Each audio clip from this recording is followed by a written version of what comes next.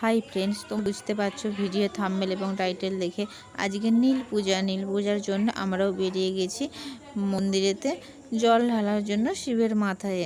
দেখো আমরা সপরিবারে বেরিয়েছি। এখানে আমি, আমার যা, আমাদের সাথে আমাদের মা কাকিমারাও আছে। একসাথে আমরা সবাই মিলে গিয়েছিলাম। এই যে এখানে সামনে দেখতে পাচ্ছ নদী থেকে জল নিয়ে যাচ্ছে। আমাদের কিন্তু এই নদী থেকে জল নিয়ে গিয়ে শিবের মাথাতে জল ঢালতে হয়। এই নদীটির কী নাম বলো তো বন্ধুরা? এই নদীটির নাম অ্যাকচুয়ালি শিলাবতী নদী।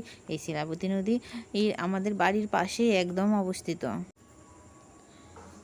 এরপর আমরা আস্তে আস্তে নদী থেকে জল নিয়ে আসার পর এই যে এখানে প্রথমে আমরা হরগৌরীর মন্দিরেতে জল দিচ্ছি। এরপর আমরা ঢালবো শিবের মন্দিরেতে জল। এই মন্দিরে যেখানে আমরা জল ঢালতে গিয়েছিলাম ওই মন্দিরটি অবস্থিত কমরপুর, আমাদের পাশেই গ্রাম, মানে নদীর ওই পাড়েতে। এইখানে কিন্তু খুব প্রচুর বড় পরিমাণে গাজনটা হয়। এরপরে আমরা শিবের মন্দিরেতে আসলাম। একদম এই যে দেখো আমাদের এইখানে শিব কিন্তু একদম গম্ভীরে আছে, মানে যেটাকে বলা হয় একদম পাতালে অবস্থিত। দেখো শিব ঠাকুর কিন্তু ফুলের মধ্যে কিন্তু ঢাকা পড়ে গিয়েছে, তাই দেখানো যাচ্ছে না।